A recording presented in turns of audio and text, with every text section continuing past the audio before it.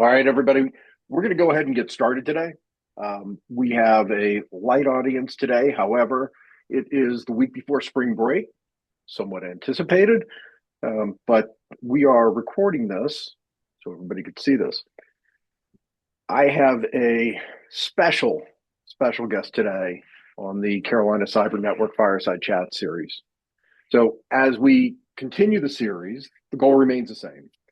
It's connect with your learning, your coursework, your labs, which is the critical foundation of everything you're doing, but combine that with real conversations about your careers, decision making, and how the industry actually works.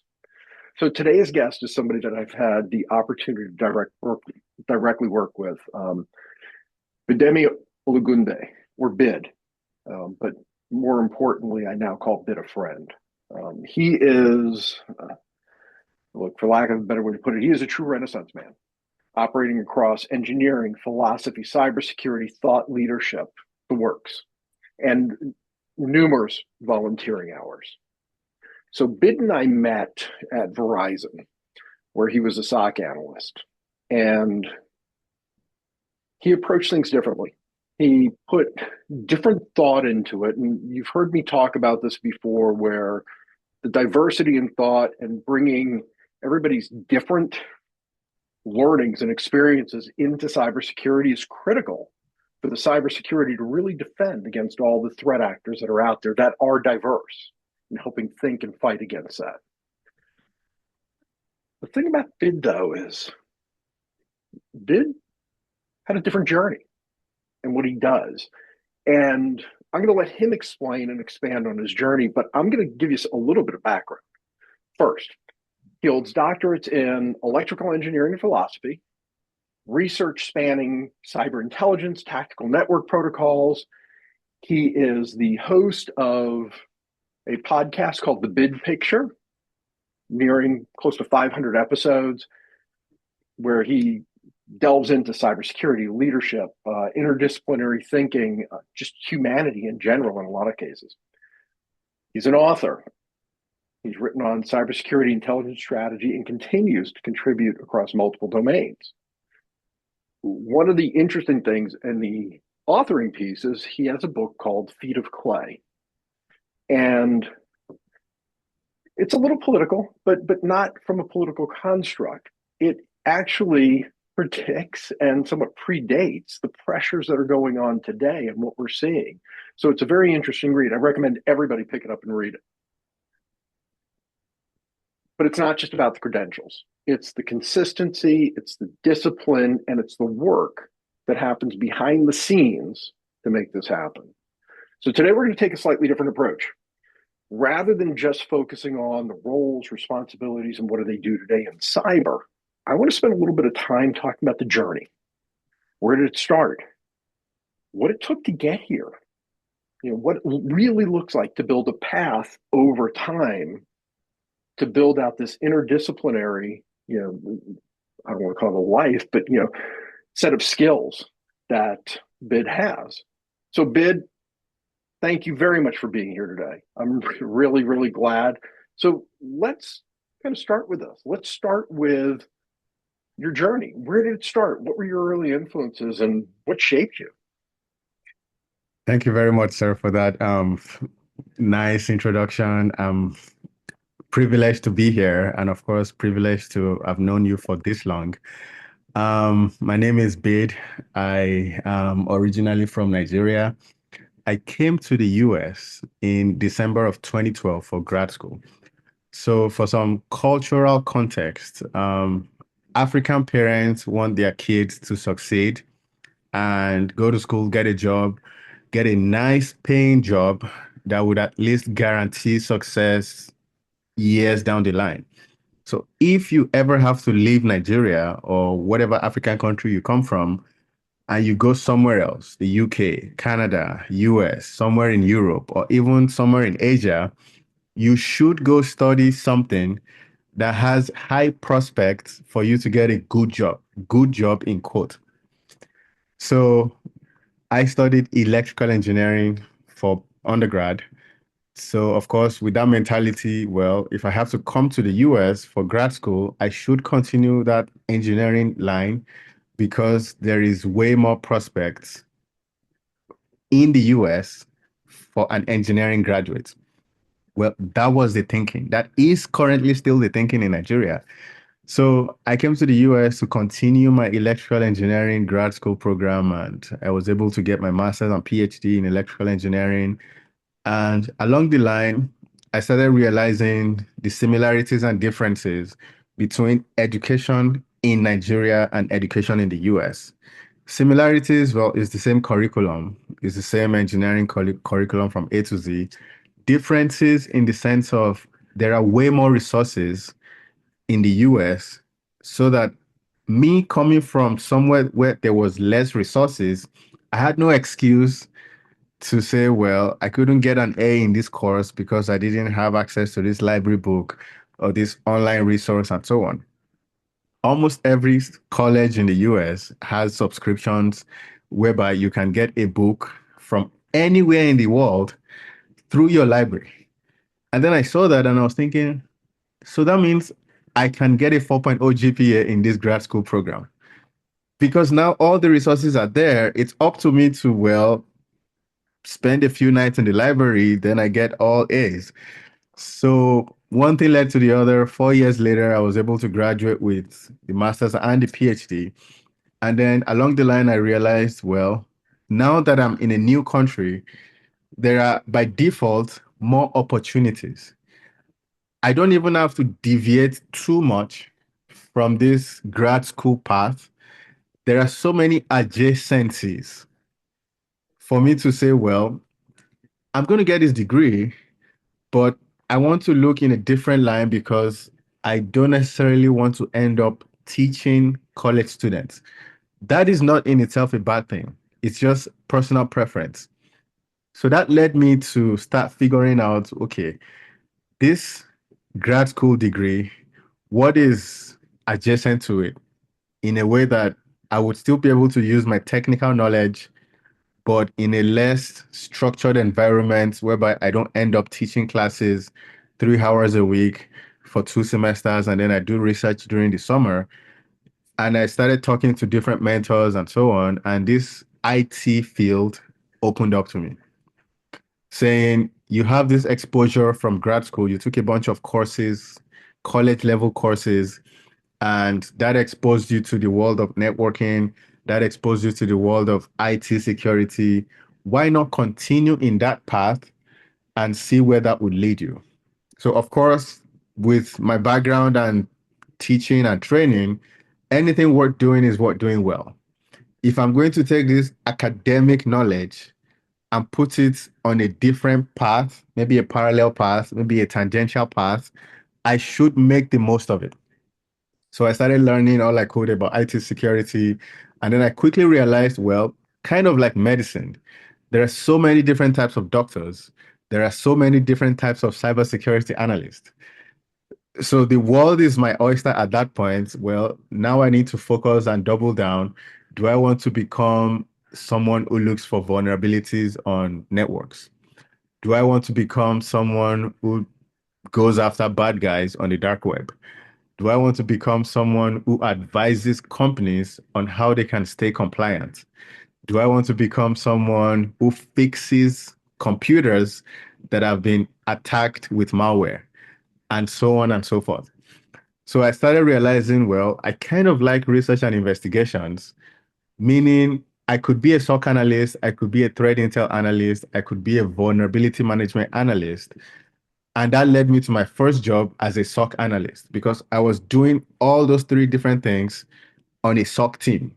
Someone would report something and then would triage it appropriately. Of course, me triaging means I have to know the problem for me to then be able to say, well, I can fix it, or I can tell you where to go to fix it, and then advise the person I'm handing it off to that this is what I've done, this is what you should do next. And then if they come back to me and say, well, this is what I've done, this is what you should tell this employee that reported the primary issue, I have a full understanding of the life cycle of that threat. So that means I have to be able to know a lot of things about a lot of different things, and then the learning just continues. So my background that made me a curious learner, I started realizing it doesn't stop when I get my SOC analyst job. It doesn't stop when I volunteer to be on a task force that is investigating a threat to the CEO.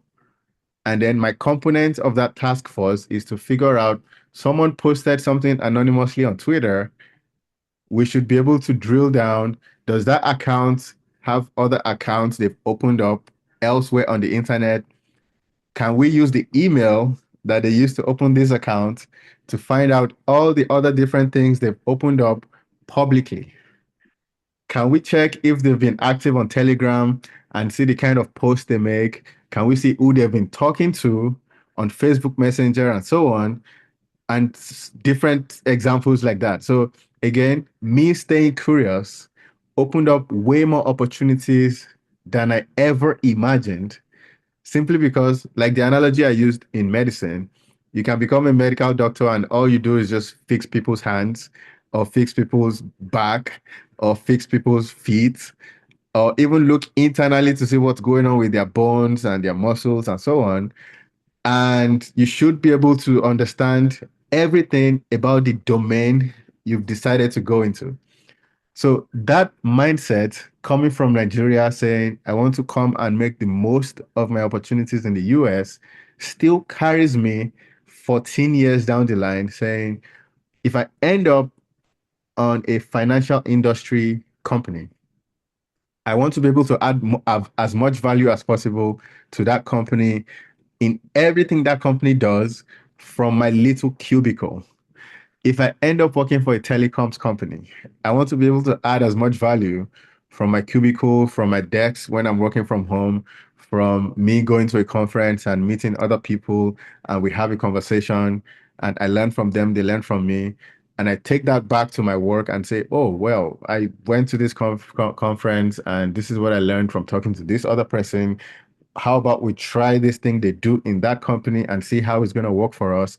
Or maybe it's not going to work for us. Well, we won't know until we try, and on and on and on.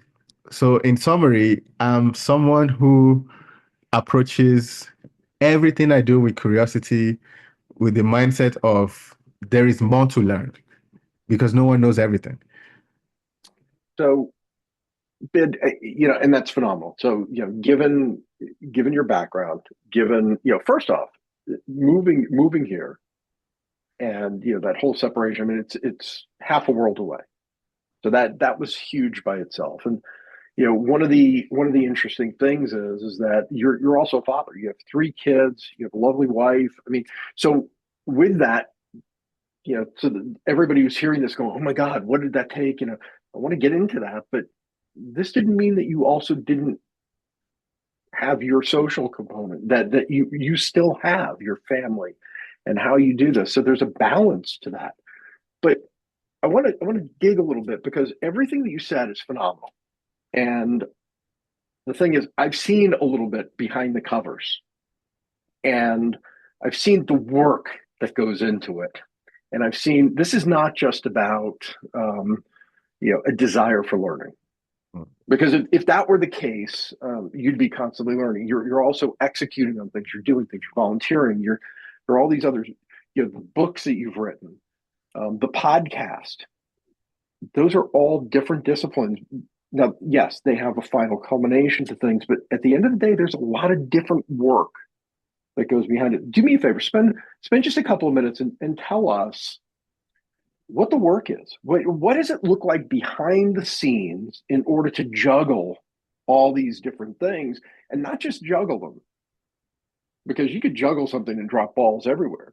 You're juggling them and you're keeping them in the air, and you've got plates spinning. I mean, you're like the guy at the circus with the sticks and the plates and the balls going. Talk about that a little bit because through it all, you've still managed your life as well and balancing that, which a lot of people are concerned about. So talk about the behind the scenes.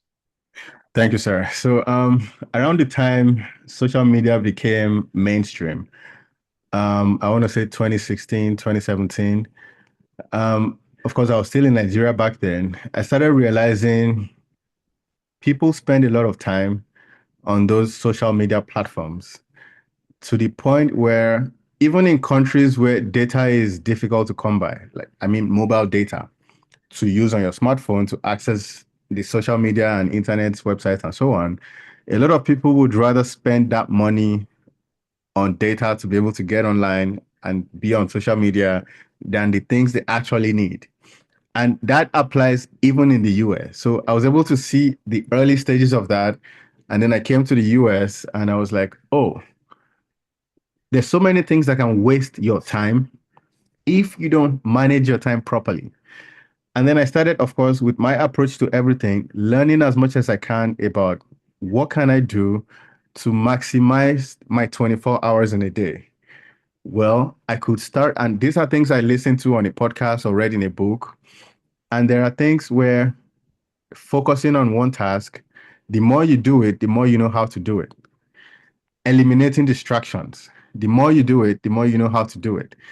And I have a smartphone just like everybody else, but I limit my time on social media platforms to 15 minutes per day.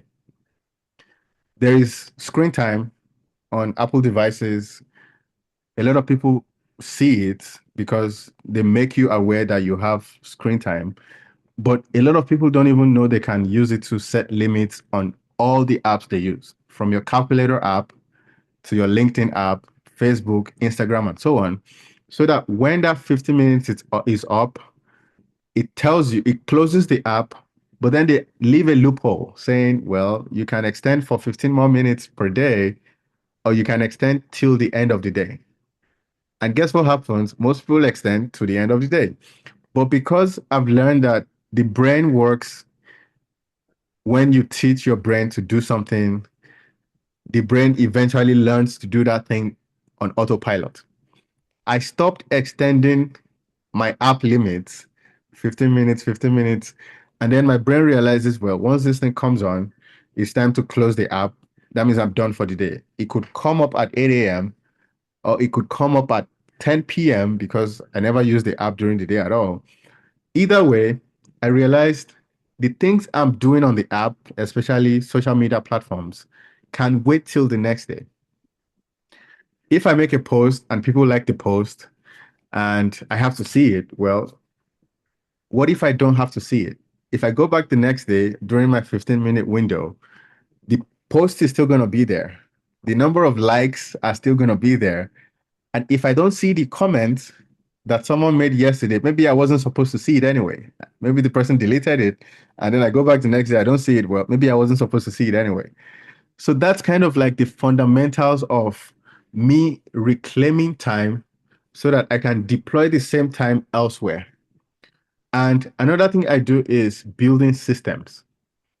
So, for example, with the podcast, I release podcast episodes on a weekly basis, meaning I work on podcast episodes on a weekly basis. Well, I have a 9 to 5 job. I don't work on the podcast during my 9 to 5. I work on the podcast outside of my 9 to 5. But if an episode is 1 hour, I record it for 1 hour, usually at night. I don't edit in one sitting. I edit in chunks because I still need to sleep. My kids still need me. My wife still needs me. And before you realize that discipline, that dedication of doing things in chunks leads to you doing way more things because kind of like spending money. You spend chunks here and there. Before you know it, you spend $500 in one day, but you spend them in chunks. So I use my time in chunks to, when I was working on the book, I was also doing the podcast. Chunks, write one paragraph here, write two paragraphs there, edit 15 minutes of the podcast audio, close the app, go to sleep. The next day, edit another 20 minutes. So I'm not editing a 1 hour episode in one sitting. And before you know it, I have a good cadence because eventually my brain learns that, okay, I'm just going to do this thing for 20 minutes. It doesn't feel daunting, it's not overwhelming. But when I put them together, every Thursday an episode comes out. People are wondering, how do you do it? Well, I do them in chunks.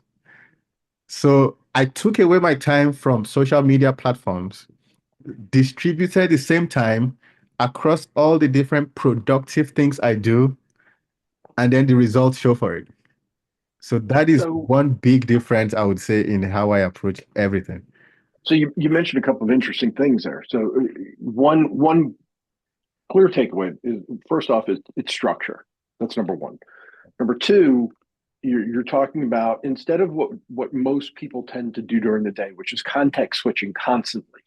So they may be looking at their phone at the same time that they're listening to something or doing some work, et cetera, and they're context switching. I mean, and it's rapid context switching, as opposed to what you're saying, which is I'm going to spend focus 15 minutes.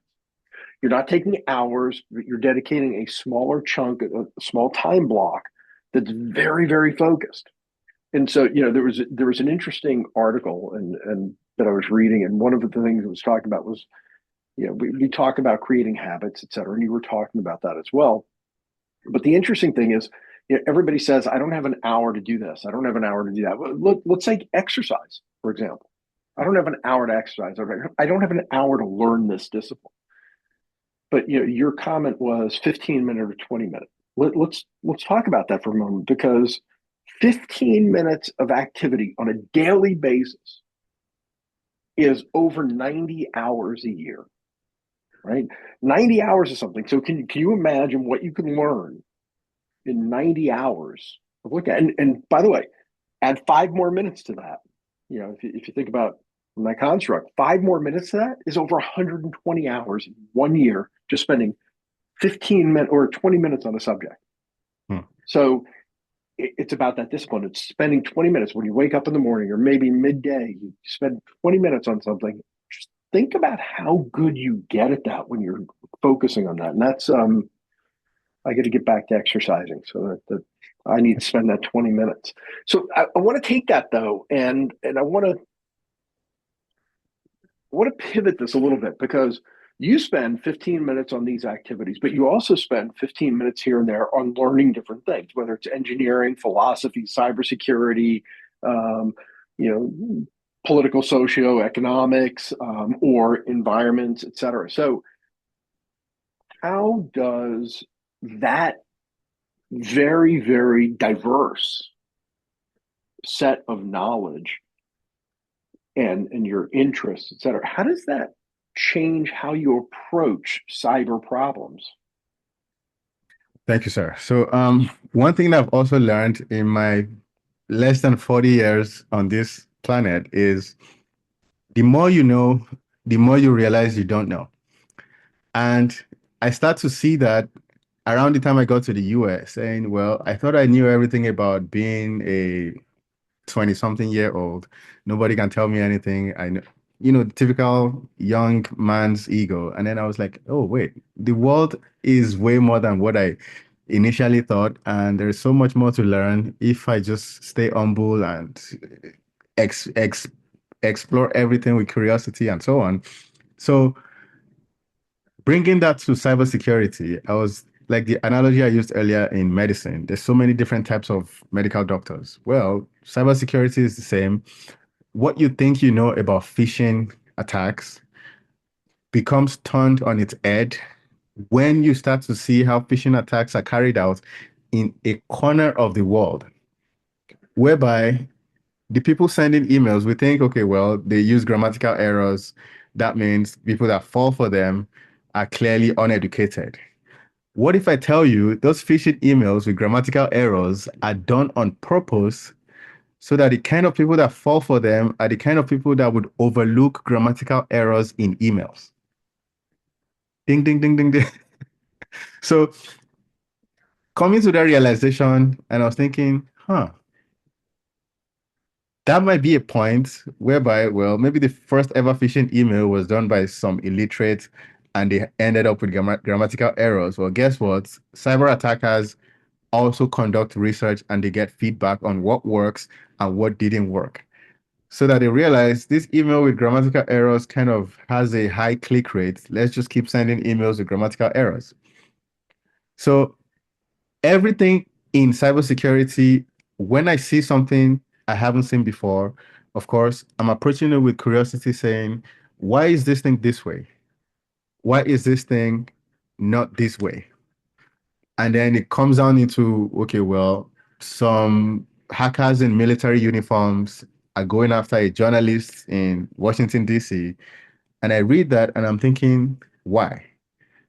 And then I start asking myself, who benefits from this cyber attack on this journalist? Is it the country that I think is doing it or a different country? And that gets me thinking out of the box, saying maybe a different country is impersonating this country to send this attack so that you would think it's from this other country. Meanwhile, it's from this other country. So knowing that the world works way differently than my exposure, my education, and my experience allows me to take a step back and say, okay, I see this, but it could be something else. Maybe it's this first assumption I have. Well, I have to analyze every possible assumption before settling on, okay, I was correct the first time. I wouldn't just say, well, I'm right 80% of the time, so I'm going to go with my gut feeling on this one. No. So that's interesting, and that's a that self-reflective way of looking at it. And I know we have spent many hours debating where things initiated and just looking at yeah. By the way, sometimes we don't have a life. I'm realizing that now. Uh, but we've actually gone back and forth debating where things have been initiated, why they initiated, what the different impact areas and the impetus for things are. But what's interesting with all that is that with that it brings unique perspective, and you definitely have that in how you look at it. I want to take that same thought though, and I want to pivot just a little bit because I want to hit on the podcast for a moment, and that really hits two areas. Number one is the technical skills that you've developed, and clearly, I mean, they're there. That's how we were introduced initially, and how that developed out. But you've also leaned into another area that as I talk to industry leaders, as I talk to other people, not just in cyber but in other tech fields, is that the social component, the so-called we'll term as soft skills, and they're not soft, Mm. but they are the interpersonal. It's the everybody's on social media, but nobody's really connecting. Take that and then talk about the close to 500 podcasts that you have, and because they're not just about cybersecurity, or I mean, they are so diverse and hit on so many different areas. And what winds up happening with those is that it's the interpersonal interaction, and it's the way that you handle through that. Talk about a little bit about what you think, especially today, with the students today and the proliferation of cell phones and instant messaging, and the amount of social media that's out there. Talk a little bit about where you see that, what the process of talking to close to 500 people in the podcast has been, and what the takeaway and the people should know from that about creating these interpersonal relationships. Thank you, sir. So, one of the things I learned early on in my career is the fact that no one succeeds alone, no one fails alone either. So, the importance of having a network, not just so that you can have people you can call when you need a job or when you need someone to vouch for you, when you want to get a promotion and so on. No, it's simply because humans are genetically wired to be in communication with other humans, to be in community with other humans, so that wherever you find yourself, I realized quickly, well, I need other people's perspectives, not even opinions. I need other people's perspectives so that I can keep a check on my own knowledge, so that not even necessarily to verify the things I know with them or to run things I know with them so that I can make a decision based on their opinions. Like I said, perspectives, not opinions. And I realized the more I seek out those different perspectives, the more I form increasingly comprehensive perspectives of my own. And that applies to every aspect of my life, parenting, finances, my career, everything else I do, simply because, like I said, the more I know, the more I realize I don't know. So that I'm talking to a guest in the medical startup field, and we're talking about technology. And of course, I'm learning how this person trying to build a startup in healthcare is thinking about, let's say, AI. Of course, I have my perspectives on AI from a tech cyber background. I'm listening to someone else's perspective about AI from a medical healthcare startup background. Maybe those perspectives merge, maybe they don't. At the end of that conversation, I'm having a more comprehensive knowledge of AI, not of healthcare. Of course, there is some healthcare knowledge as well. So now that I have that different perspective, the next conversation I have with someone else in healthcare is going to be more informed. And the thing with people communicating is when you start talking to someone and you realize they are open to learning from you, that conversation just becomes more robust naturally. And it's not like I'm going to teach them something or they want to teach me something, but you can just tell when this person has an open mind. We may be talking about two different things, Greek and Chinese. But when we realize we both have an open mind, I may not end up learning Greek, they may not end up learning Chinese, but at least that conversation is going to stay with each of us way after that conversation has happened. And then that has led me to having conversations with people I don't know, people I meet for the first time, and I end up recommending them to meet someone else just because we had an open-minded conversation. And that has happened every time with the people I talk to, both on the podcast and outside of the podcast. So let me ask you something with that. So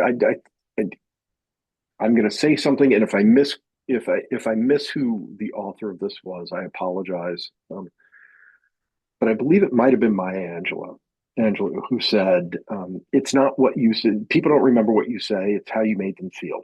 Mm, And through that interaction, you always keep, even if you've got a differing opinion, even if they, what I've noticed is that you still make them feel comfortable. You still respect their opinion. You're still looking, whether you agree with it or not. You know, with that whole process, has is that something that you've learned to do, or is that innately you? And by the way, if it's innately you, how would you recommend others open that up? Because sometimes it's hard, right? It's difficult for people to accept other truths other than their own. right, right. I want to say it's something I learned definitely along the way because interacting with people starts to open my mind into the different ways people present themselves.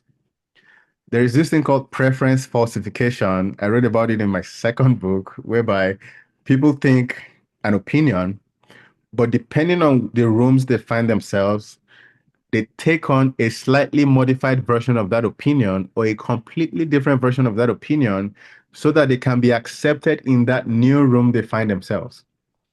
And knowing that about humans allows me approach whenever I meet people, especially in large settings, saying there might be some preference falsifications going on. This person might not be aware, but I'm open-minded enough to, well, present myself as authentically as possible so that they can feel comfortable to then share what they really feel about topic XYZ. Mm. So having that background knowledge, and we're talking about maybe the weather, and someone is saying, oh, well, they like cold weather. Maybe they don't really like cold weather, but they find themselves in a room where everybody in that room says they like cold weather and they would rather just wear a jacket than whatever the variations of that is. Having that in mind allows me to be able to then say, well, it's possible this person's beliefs are coming across in a slightly modified version.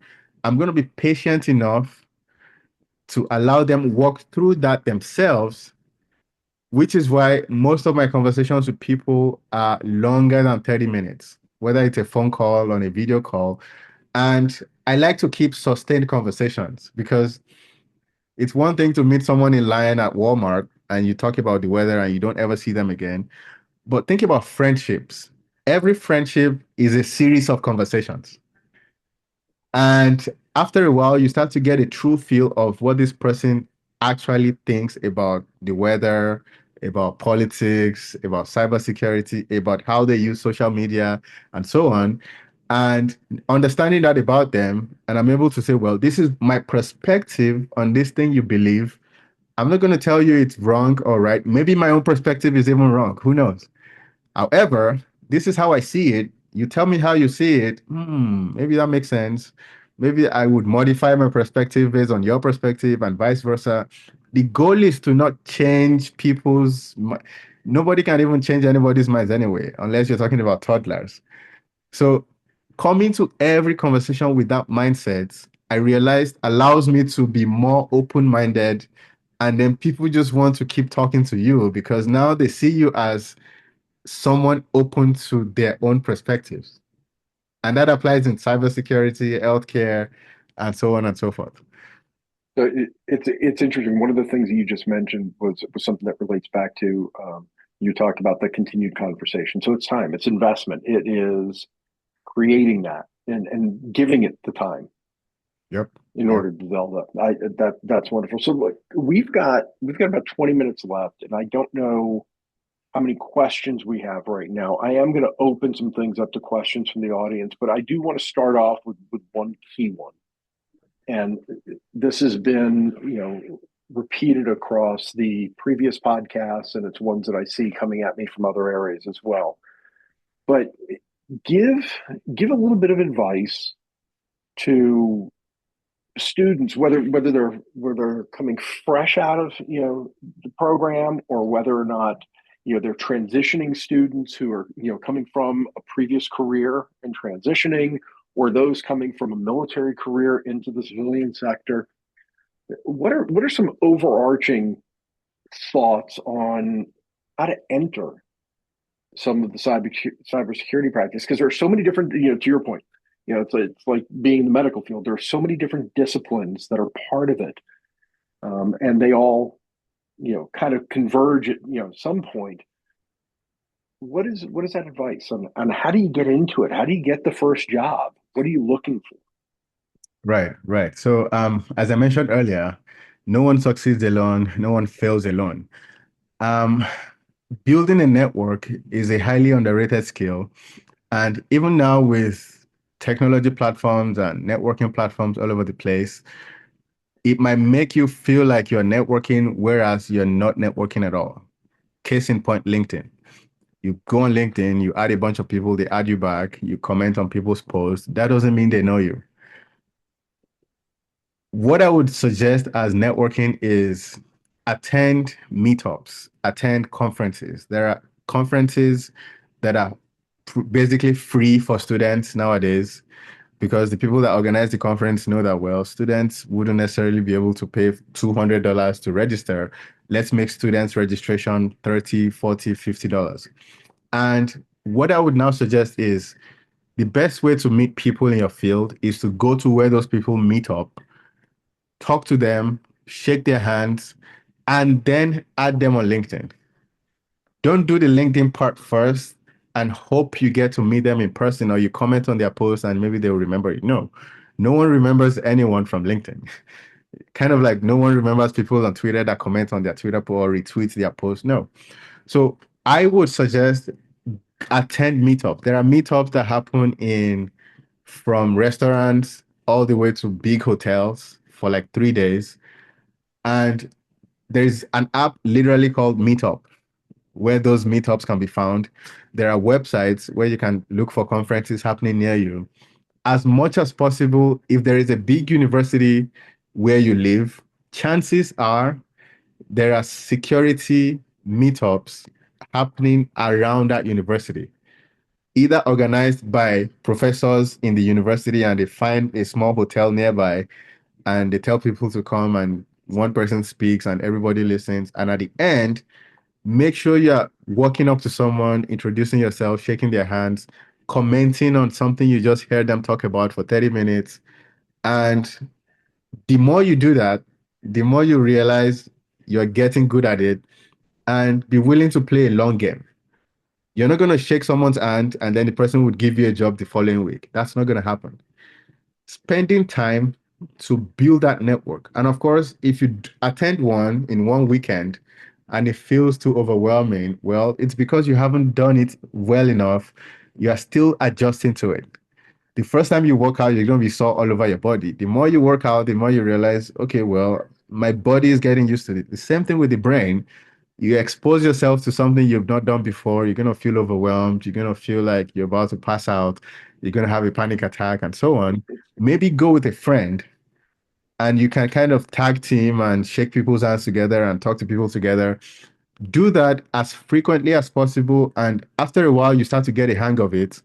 Maybe you do that twice a month, again, within travel distance to where you live, before you can then say, okay, now I'm going to travel one flight away or 3 hours away to a different town and attend something else. So, all of that to say, build your network so that when you actually start to meet people on LinkedIn, they would remember speaking to you. They would remember your name when they have maybe a meeting in their own company saying, I have a candidate for this open role because I've been in touch with this person. That makes a big difference. So, okay, so let me kind of recap it a little bit and kind of reframe it because there are a couple of interesting points to that. So it really hits on a couple of things. Number one is the inner social, and getting out and being present with people, not just behind a screen, not just somebody that somebody doesn't know. Right. So it's getting yourself out there, which I absolutely 100% agree with. Second is practicing, getting used to that. It's not just about the interview practice, it's about the rest of the practice. How do you interact with people? You mentioned something about being memorable as well. Commenting on something and being memorable has, I want to be careful about this because there's this balancing act. And I'm sure everybody's seen these people Mm, where they're memorable and you remember their comments, but mm, they're not constructive. mm, They're, well, why didn't you do this way? Or, oh, I saw this done better. Or, they're negative comments. mm, That's it's not going to get you into what you're looking for. You may be 100% right, mm, but there are times and places to say certain things, and you mm, may completely disagree with a group. Understand that negativity that comes out, and I'm not saying always be Pollyanna or be happy all the time and positive, but what I am saying is that there are times to watch how you do that. If there is a true positive, definitely speak it. Hey, I learned X, Y, and Z from you, or this is great. Have you seen this as well? And by the way, adding something, have you also, is great because somebody gets something from that. So there's a positive there. So that social, that interaction is phenomenal. Talk to me just for a moment about and help the students understand also you took you took a very diverse path to get to where you are. And people who are transitioning careers are also taking diverse paths.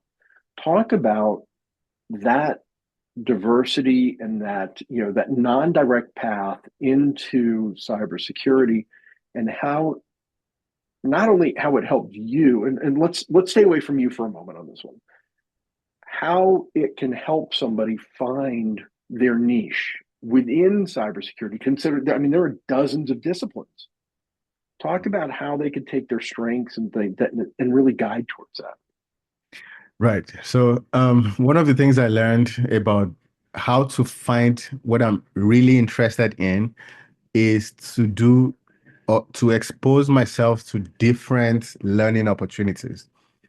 It's kind of like finding a favorite restaurant in a big city. You have to try different restaurants. So, I find myself in a field as diverse as cybersecurity.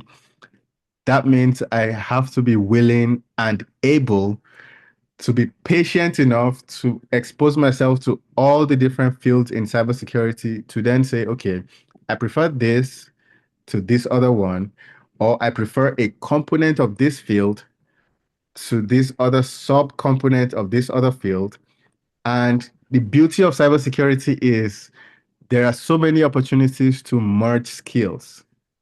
Hmm. So someone that started off as a SOC analyst can end up on the threat intelligence team because the skills complement each other in a way that says, well, I spend the whole time defending against cyber attackers. Now on the threat intel team, I want to go after cyber attackers using all the different things I've learned about how they attack networks.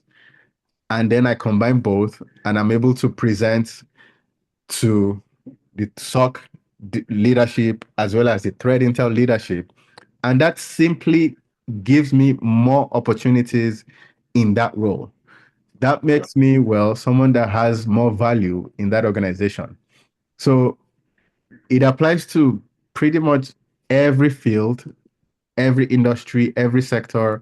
The more opportunities I seek out, of course, with a curious mind and a willingness to learn, the sky is pretty much the limit at that point because you start to realize you can create value for an organization in ways they don't even think about. So Yeah. one good example would be one of the companies I worked for previously during the George Floyd protest in 2020, a a VP was attacked on Twitter. Our home address was placed on Twitter, and then I was privileged enough to be able to use some skills to put a packet together saying, this is how we found out this, send it to the FBI. And then the FBI took it and was able to quickly work on that because we were proactive in sending something over to them rather than us complaining to them. And of course, the FBI has tons of things they do every day, and that would have just been on the back burner. But because of certain skills, so many things were able to be done quickly in a quicker manner. And none of that was in my job description. It was simply a bunch of skills that I was able to say, okay, well, if this is happening on Twitter, I see this email address, I can highlight all the different things this threat actor has been doing, and this is what they're likely to do next. That makes you more valuable. And then the CISO is giving you an award at the end of the day saying, oh, well, you did something good for us. Here's an award. So, So, I'm going to distill that just a little bit because you hit several areas, but I think the number one thing that I took away from that, and we've talked about this before, which is in order to get your foot in the door in cybersecurity, you may think you want a job in one area. mhm, The reality is that getting your foot in the door and getting a job is your first step. They're they're harder to come by. There are more people in the that are entering the career field that and it's good. That's a good thing because we have been short staffed for too long.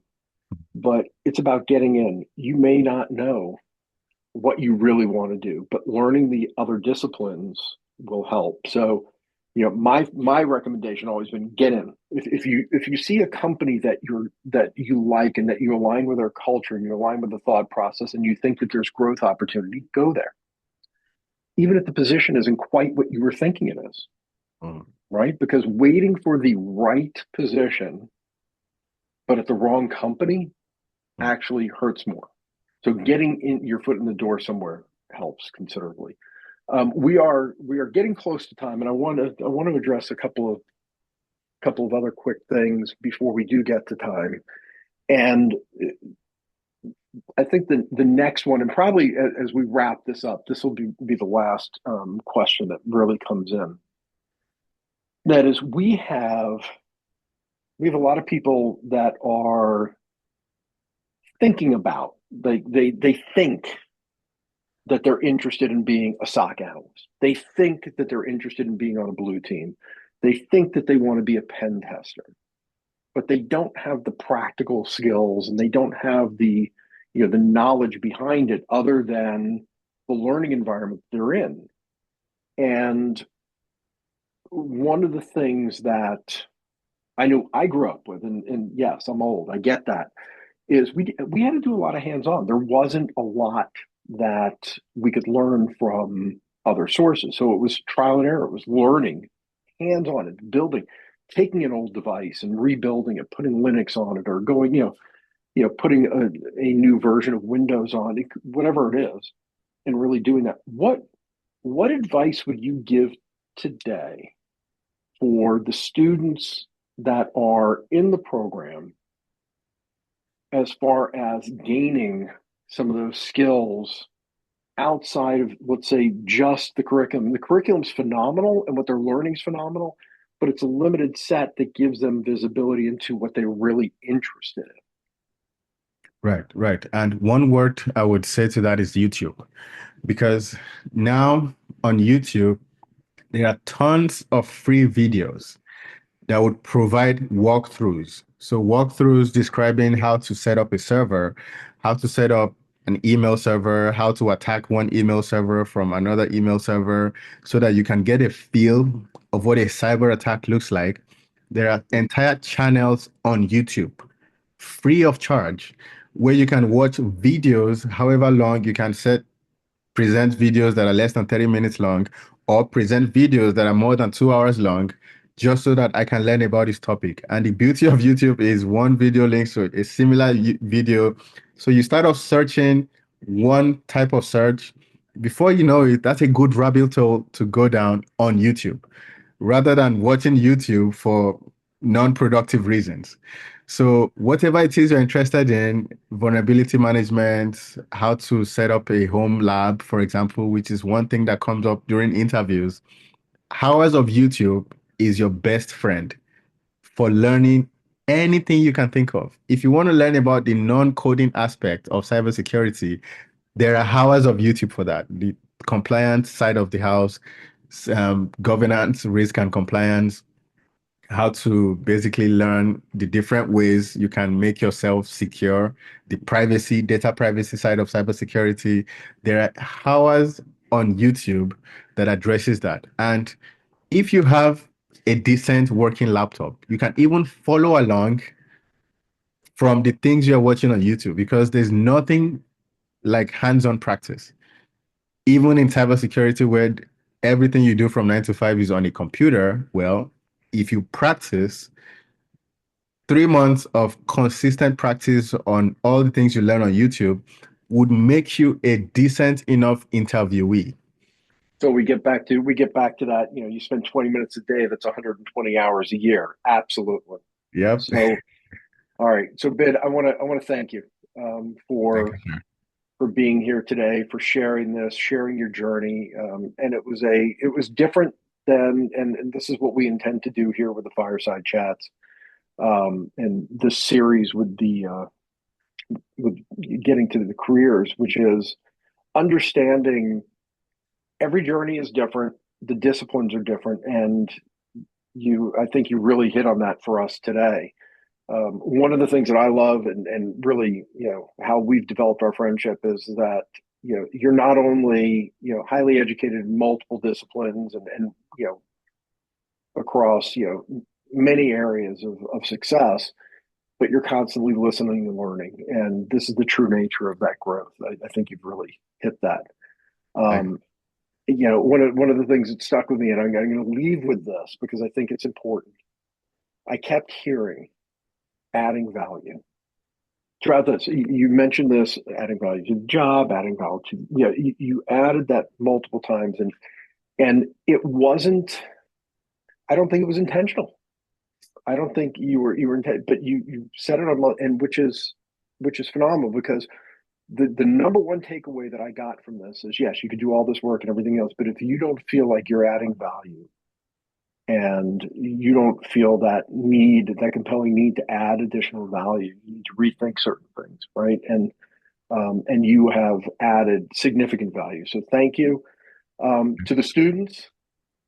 Look, you're already building a career through your coursework, and phenomenal professors out there. As a matter of fact, I'm going to give a little shout out to somebody on this right now, Mr. Brian Goodman, who I have worked with in the past as well. So we have, this is about history. This is about interconnections, and just one of the phenomenal professors within the Carolina Cyber Network. learn from them, listen to them. They've got a lot of experience, but also get out there and socialize, do hands-on. All this practicum and the elements behind it are critical. And that's how you grow. Everything is shaped by the effort that you put in. And on that note, I'm going to wrap up today's chat. Bid thank you. And to everybody, I know we are coming up on time, so have a phenomenal spring break next week. Take care, Thank you. everybody. Bye. Thank you, Bid.